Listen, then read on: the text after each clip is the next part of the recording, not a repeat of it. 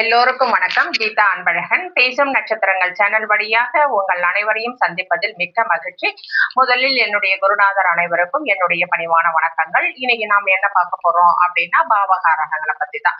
நம்ம ஏற்கனவே 10 பாவங்களுடைய காரகங்களை நம்ம பார்த்துட்டோம். இப்ப பார்க்க போறது 11வது பாவத்தினுடைய காரகங்கள். இந்த காரகங்கள் என்னென்ன அப்படின்னு சொல்லி பார்ப்போம்.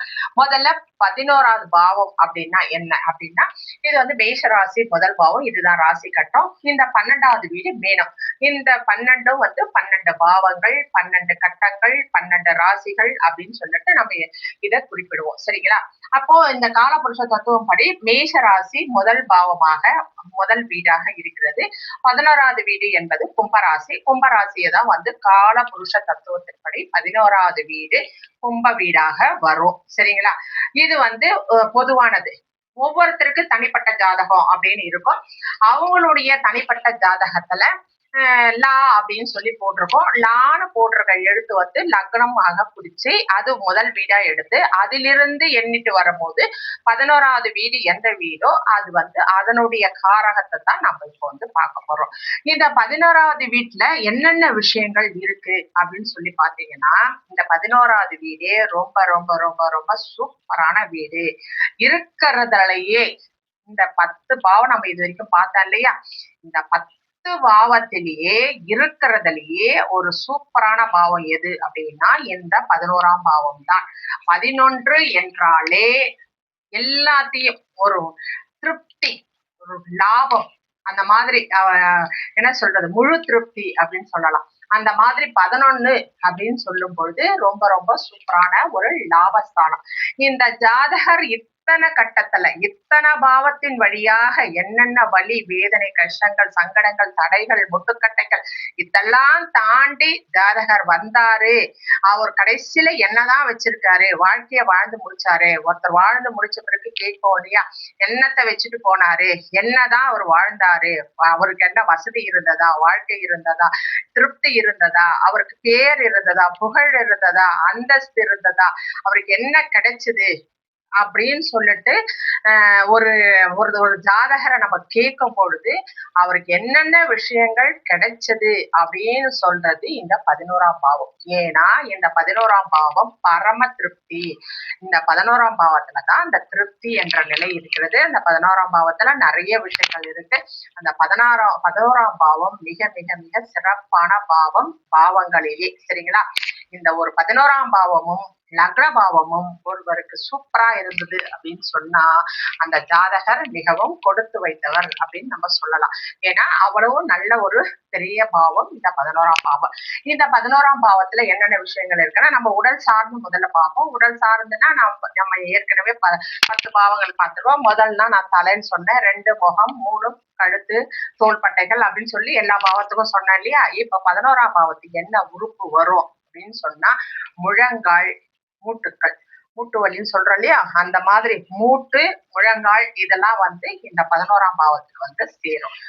இப்போ இந்த 11ஆம் பாவம் நம்ம எப்பவுமே சொல்ற மாதிரிதான் திரிகோண பாவங்கள் தான். எப்போ திரிகோண பாவங்கள் நல்லா இருக்கணும். திரிகோண பாவங்கள் அப்படின்னு சொல்றது முதல்ல நம்ம சொல்றது 1, 3, 7, 11 இது முதல் திரிகோணம் அப்படின்னு சொல்றோம் இல்லையா, ஒற்றைப்படை பாவங்கள்.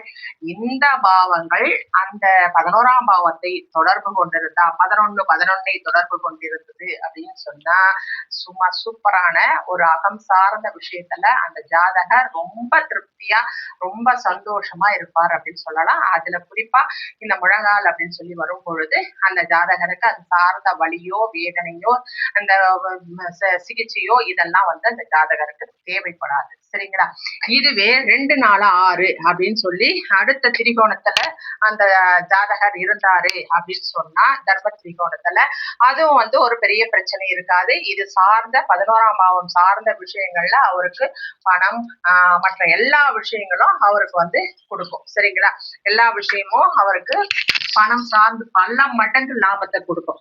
2, 4, 6, இப்போ அந்த ஜாதகருக்கு ஒற்றைப்படை பாவங்கள் வரும்போது ரொம்ப சூப்பரா இருக்கும். அதுவே வந்து இரட்டைப்படை பாவங்கள் ஆகிய இந்த 11ஆம் பாவத்தை 2, 4, 6 அப்படின்னு தொடர்பு கொண்டிருந்தது அப்படின்னு சொன்னா 11ஆம் பாவம் வழியாக இவருக்கு பெரிய லாபத்தையும் வீடு மூலமாக வருமானத்தையும் இவருக்கு கண்டிப்பாக கொடுக்கும். வேலையிலேயே இவர் வந்து ரொம்ப லாபமாக ரொம்ப இன்கிரிமெண்ட் அந்த மாதிரி நிறைய விஷயங்கள் கொடுத்து இவர் வந்து ஒரு திருப்தியா ஒரு சாட்டிஸ்பேக்ஷனா அவர் லைஃபே வாழ்ந்திருப்பார் அப்படின்னு சொல்லிட்டு நம்ம சொல்லலாம்.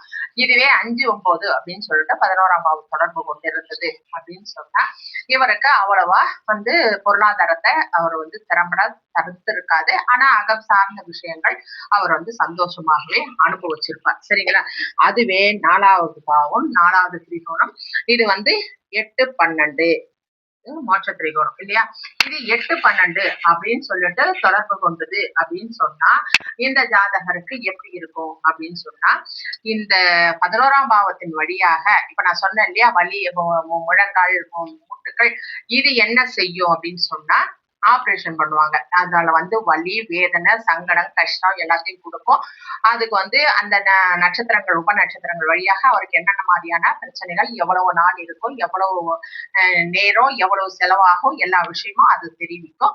அதோட கூட 8, 12 வந்துட்டாலே அந்த இடத்துல மூட்டை மாத்தி இன்னொரு மூட்டு வைக்கிறதோ இல்ல ஆபரேஷன் பண்றதோ இல்ல ராடு வைக்கிறதோ இல்ல மூட்டு தேய்மானமோ இல்ல மூட்டு நடக்க முடியாத போறதோ சனிலாம் வந்ததுன்னா ரொம்ப மோசமா இருக்கும். நடக்க முடியாம போறது மூட்டு வலியா இருக்குது முடக்குவாதம் ஆகுறது அந்த மாதிரி நிறைய விஷயங்கள் இந்த முழங்கால் பிரச்சனையை நிறைய கொடுக்கும். இந்த 8, 12 வந்தா 5, 9 இருந்தா வராது.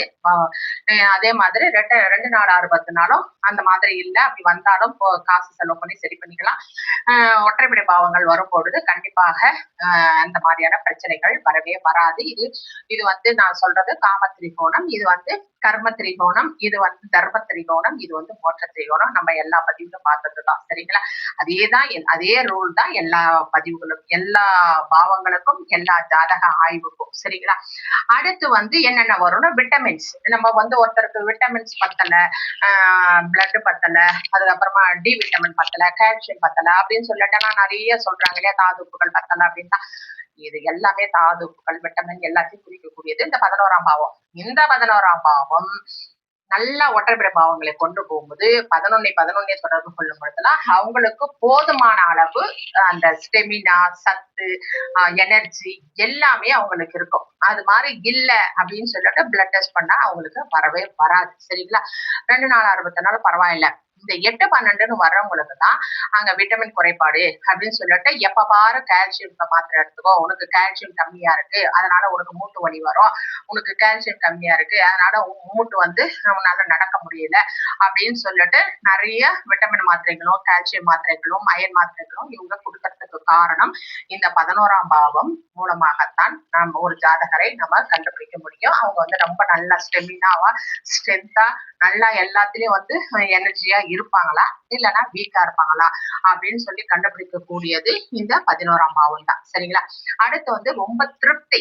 இந்த ஜாதகர் 12 பாவங்கள்ல இவர் வாழ்ந்த வாழ்க்கை இவர் நடக்கிற விஷயங்கள் இவர் எந்த விஷயத்தை தொடர்பு கொண்டாலும் அதன் மூலமாக இவருக்கு திருப்தி கிடைக்குமா சந்தோஷம் கிடைக்குமா ஆனந்தம் கிடைக்குமா அன்பு கிடைக்குமா எல்லாத்துலயும் ஒரு ஃபுல் சாட்டிஸ்பேக்ஷனா நம்ம வாழ்வோமா அப்படின்னு சொல்லி ஜாதகர் பாக்குறாரு அப்படின்னு சொன்னா 11ஆம் பாவம் நல்லா ஒற்றைப்படை பாவங்களை தொடர்பு கொண்டது அப்படின்னு சொன்னா அகம் சார்ந்த விஷயங்கள்ல இவர் ரொம்ப அன்பா ரொம்ப திருப்தியா இருப்பாரு. இதுல வந்து காதல் இதெல்லாம் வந்து கைகூடுமா அப்படின்னா கேட்டாங்க. இல்ல மனைவி ரொம்ப சந்தோஷமா இருப்பாங்கன்னா 7ஆம் பாவம் 11 தொடர்பு கொள்ளும் பொழுது மனைவி மூலமா ரொம்ப சந்தோஷம் ரொம்ப திருப்தி ரொம்ப ஆனந்தம் ஏகானந்தம் அப்படின்னு சொல்லிட்டு அவங்க இருப்பாங்க. காதெல்லாம் வந்து 5, 11 எல்லாம் தொடர்பு கொள்ளும் பொழுது ரொம்ப ரொம்ப அன்பா இருப்பாங்க. ரொம்ப அன்பா ரொம்ப இணைபிரியாம ஒருத்தர் அனுசரிச்சு ஒருத்தர் ரொம்ப புரிஞ்சு இணக்கமாக சந்தோஷமாக இருப்பார்கள் அப்படின்னு சொல்லிட்டு சொல்லலாம். அந்த மாதிரி ஒரு பாவம் சார்ந்த 11 தொடர்பு கொள்ளும் பொழுது அது அகம் சார்ந்த விஷயமாக இருந்தாலும் சரி பொருள் சார்ந்த விஷயமாக இருந்தாலும் சரி 11 என்று தொடர்பு கொள்ளும் பொழுது அந்த விஷயம் சார்பாக அவர்களுக்கு திருப்தியையும் சந்தோஷத்தையும் லாபத்தையும் ஜாதகருக்கு கண்டிப்பாக கொடுக்கும். அடுத்து 11ஆம் பாவத்துல மிக முக்கியமான பாவம் எது அப்படின்னா உயர்கல்வி. ஒரு பையன் இல்ல ஒரு மாணவியோ ஒரு மாணவனோ நல்லா படிப்பாங்களா, என் குழந்தை நல்லா படிப்பானா, அவன் பிஜி எல்லாம் போவானா, யூஜி முடிச்சுட்டான் பிஜி போவானா, கல்லூரி படிப்பை படிப்பானா, இந்த படிப்பு படிப்பானா, வெளிநாடு போய் படிப்பானா, அப்படிலாம் நிறைய கொஸ்டின் கேட்பாங்க. சரிங்களா? அந்த மாதிரி இந்த 11ஆம் பாவம் நல்லா வலிமையா ஒற்றைப்படை பாவங்களோ இல்ல இரட்டைப்படை பாவங்களோ தொடர்பு கொண்டு 5, 9, 8, 12 என்று இல்லாமல் இருந்ததுன்னா அந்த ஜாதகர் கண்டிப்பாக பிஜி பண்ணுவாங்க, இன்னும் மேல உயர்கல்வி பண்ணுவாங்க, அப்புறம் இந்த ஆராய்ச்சி கல்வி பண்ணுவாங்க, பிஹெச்டின்னு சொல்றோம் இல்லையா, அந்த மாதிரி ஆராய்ச்சி துறையில போவாங்க, ஆராய்ச்சி கல்வி பண்ணுவாங்க, 3வது டிகிரி பண்ணுவாங்க, சூப்பர் ஸ்பெஷாலிட்டியும் பண்ணுவாங்க அப்படின்னு சொல்லிட்டு நம்ம ஜாதகத்தை அவர்களுக்கு ஆய்வு செய்து கொடுக்க முடியும். சரிங்களா? இதுவும் இந்த 11ஆம் பாவத்துலதான் கண்டிப்பா இருக்கு. அடுத்து அதை விட முக்கியம் சேமிப்பு. ஒரு ஜாதகர் நல்லா நிறைய சேமிப்பாரா, பணம் அவருக்கு நல்லா இருக்குமா, அவருடைய சேவிங்ஸ் அக்கௌண்ட்ல எவ்வளவு காசு இருக்கும், வீடா ப்ராப்பர்ட்டியா இல்ல மணியா இல்லைன்னா நகையா எப்படி சேர்த்து வச்சிருப்பாரு அப்படின்னா அதுவும் இந்த 11ஆம் பாவம் தான் சொல்லும். அது மட்டும் இல்லாம மாநாடு, கட்சி, ஆட்சி, தலைவர், பதவி அதெல்லாம் வரணும் அப்படின்னா கூட்டம் நடத்துறது இதெல்லாம் கூட இந்த 11ஆம் பாவம் தான். இந்த 11ஆம் பாவம் நன்றாக இருந்தது அப்படின்னு சொன்னா ஒரு ஜாதகருக்கு பொதுநல சேவையில ஈடுபட்டு நிறைய மக்கள் அவர்களுக்கு தானாகவே சேருவார்கள். தானாக அமைந்த கூட்டம் அப்படின்னு சொல்றாங்க இல்லையா, காசு கொடுத்து வாங்காம தானாக வருது கூட்டம் அப்படின்னு சொல்றாங்க இல்லையா, அந்த மாதிரி நிறைய கூட்டங்கள் வர்றதும், கூட்டத்துல நல்லா நின்று பேசுறதும், திறம்பட மாநாடு நடத்துறதும் இவர்களுக்கு ஒரு கைவந்த கலையாக இருக்கும். இந்த 11ஆம் பாவங்கள் நிறைய இடங்கள்ல தொடர்பு கொள்ளும் பொழுது அது சார்ந்த விஷயங்கள்ல இவர் அரசியல்ல ஈடுபடலாமா, இவர் கூட்டம் நடத்தினா நிறைய ஜனங்க சேருவாங்களா, நிறைய உறுப்பினர்கள் சேருவாங்களா, இவர்களுடைய பேச்சுக்கு அங்கீகாரம் கொடுப்பாங்களா, இவர் வாழ்க்கையில ஜெயிப்பாரா, இவர் மூலமா நமக்கு திருப்தி கிடைக்குமா அப்படின்னு எல்லா விஷயத்தையும் பார்க்கக்கூடியது இந்த 11ஆம் பாவம். இன்னும் இந்த 16ஆம் பாவத்துல நிறைய காரகங்கள் இருக்கு. நான் அடுத்த பதிவுல போடுறேன், கண்டிப்பா பாருங்க. மிக மிக மிக சிறப்பான பாவம் இந்த 11ஆம் பாவம்.